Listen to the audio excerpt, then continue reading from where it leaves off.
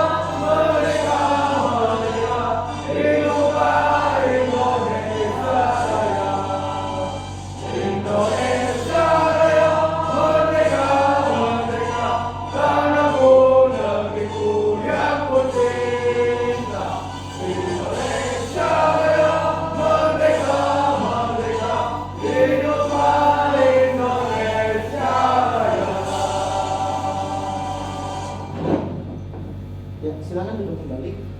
Baik, silakan anak bapak yang namanya Maman Fadli untuk memimpin doa awal pelajaran dan membaca ayat pilihan.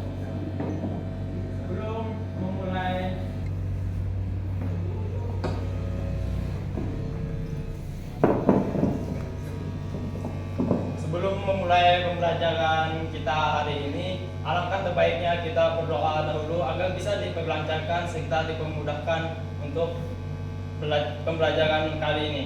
Kita setelah berdoa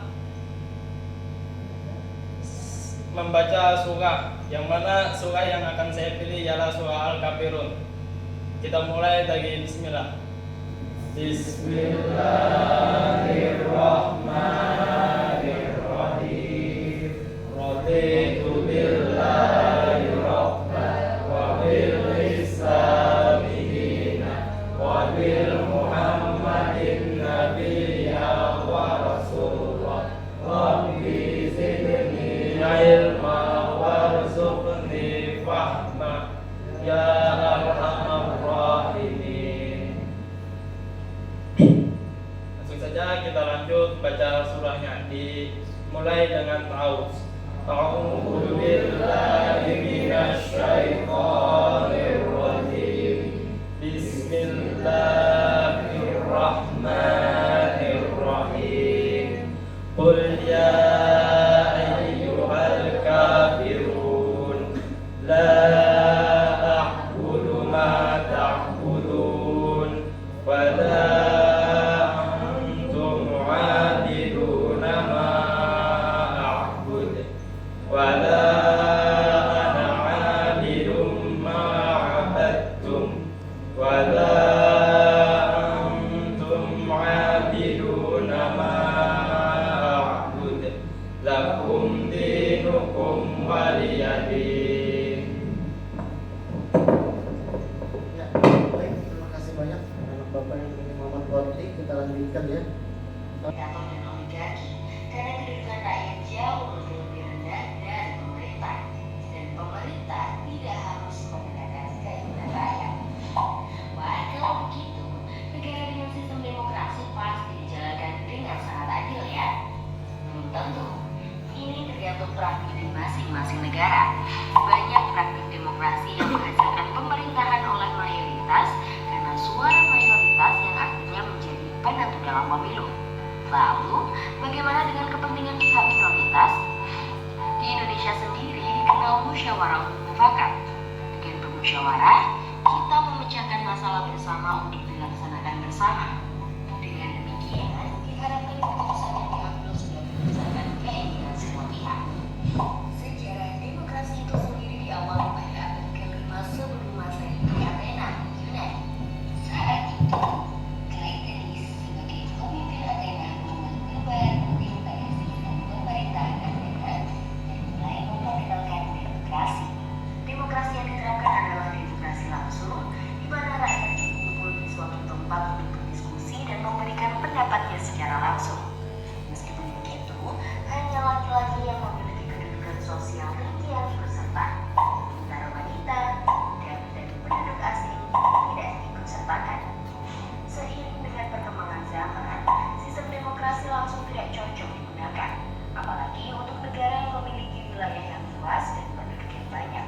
Itu sulit untuk mengumpulkan seluruh rakyat di satu tempat dan mengambil satu keputusan dari ratusan juta pendapat.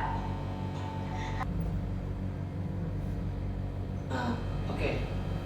Bapak minta tolong jawabkan siapa yang dapat menjawabkan arti demokrasi sesuai dengan video atau pemahaman kalian sendiri.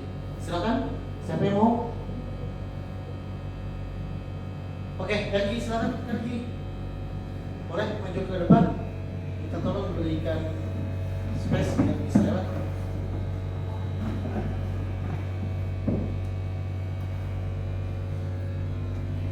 Ya, Cek, baik, perkenalkan nama saya Muhammad Ergi Febrian Azahir.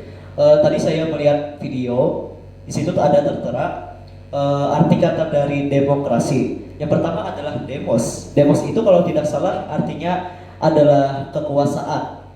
Sedangkan kratos adalah artinya rakyat. Entah saya yang terbalik atau gimana, tapi yang pasti artinya adalah kekuasaan dan rakyat. Sehingga apabila digabungkan menjadi dua kata demokrasi, itu akan menghasilkan kekuasaan yang berada di tangan rakyat. Sehingga bisa disebut sebagai dari rakyat untuk rakyat. Dan kepemerintahan negara ini diatur oleh suara rakyat juga. Sekian, terima kasih. oke, tepuk tangan buat Ergi. Ya, bagus sekali ya. Jelas, padat dan Bukan dari rakyat, jadi dengan demokrasi tersebut seluruh dari suara rakyat itu bisa tercantum dan bisa dirundingkan untuk mendaratkan hasil yang terbaik. Oke, baik. Oke, bagus, beri tepuk tangan. Baik ya. Jadi sistem demokrasi itu adalah sistem yang ya bisa dinilai baik dengan segala kelebihan dan kekurangannya tentunya. Menganut sistem demokrasi apakah di Indonesia? Eksekutif, mohon maaf, eksekutif yang menjalankan, lalu lembaga yudikatif itu yang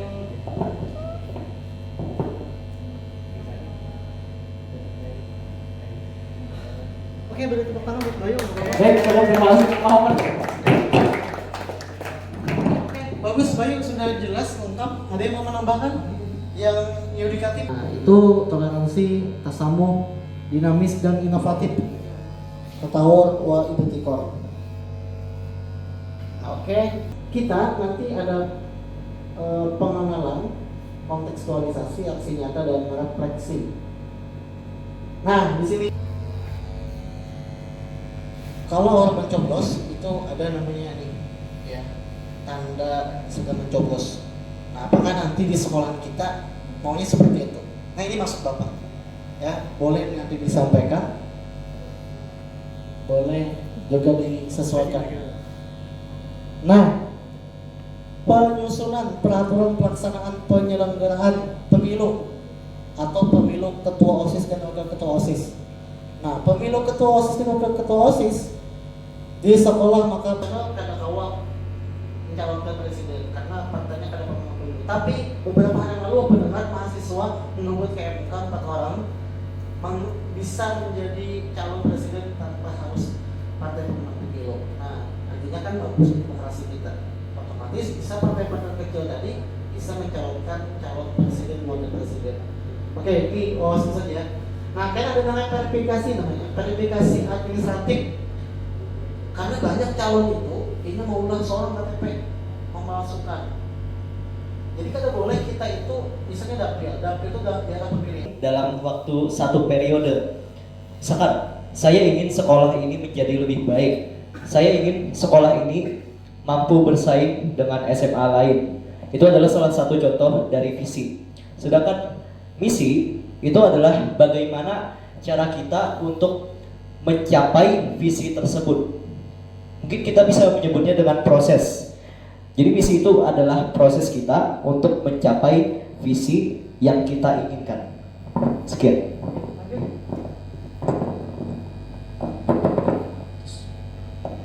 Ya, baik. Seperti namanya visi itu vision kalau dalam bahasa Inggris. Jadi menurut dari arti kata tersebut, vision itu artinya pandangan ke depan atau pandangan juga bisa. Jadi itu visi itu adalah pandangan kita ke depan mengenai organisasi tersebut. Apakah apa pandangan kita ke depannya terhadap organisasi tersebut. Dan juga untuk misi itu sama seperti apa yang dikatakan Henry tadi, itu bagaimana cara kita proses cara kita meraih visi tersebut ke depannya. Itu saja, Pak.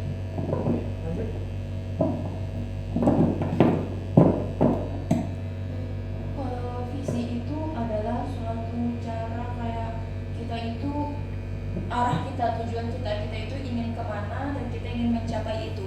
Sedangkan kalau misi itu ya sama seperti Reja dan Erdi tadi, cara kita untuk mewujudkan visi, untuk mewujudkan keinginan kita tadi. Oke,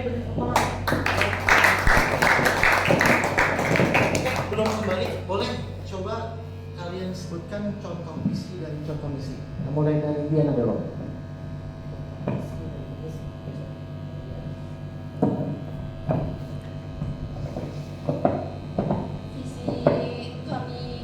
Kemarin itu K33 yaitu salah satunya menjadikan SMA Negeri 4 Banjarmasin sebagai sekolah yang sehat jasmani, sehat rohani, anti bullying gitu. Terus tuh visi kami untuk mewujudkannya itu dengan cara kayak menaati peraturan-peraturan yang ada di sekolah mulai dari OSIS dulu. Oke, bagus.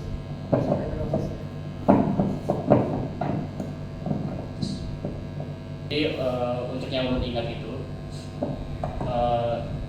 kayak misalkan mendengarkan suara dan aspirasi dari siswa, Pak. Jadi kalau misalkan ada suara dan aspirasi dari para siswa itu akan kami tampung dan akan kami filter dan kami apply, dilaksanakan kalau misalkan itu bisa dilaksanakan.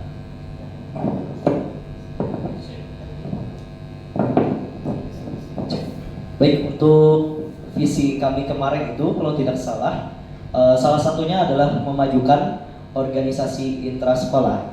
Dan ini juga untuk misi pendukungnya itu bisa dengan memberikan suatu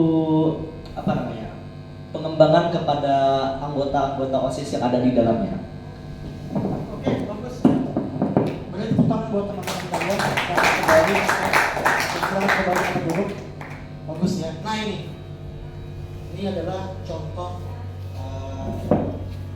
calon ketua OSIS dan wakil ketua OSIS tahun 2024 kemarin yang masih menjabat tentunya ya. Nah bagi calon kandidat atau bakal calon nanti bisa boleh melihat. Oh ini Rabbana atina fid dunya hasanah wa fil akhirati hasanah wa qina azabannar walhamdulillahi rabbil alamin. Oke, hati-hati di jalan. Sekali lagi wassalamualaikum warahmatullahi wabarakatuh.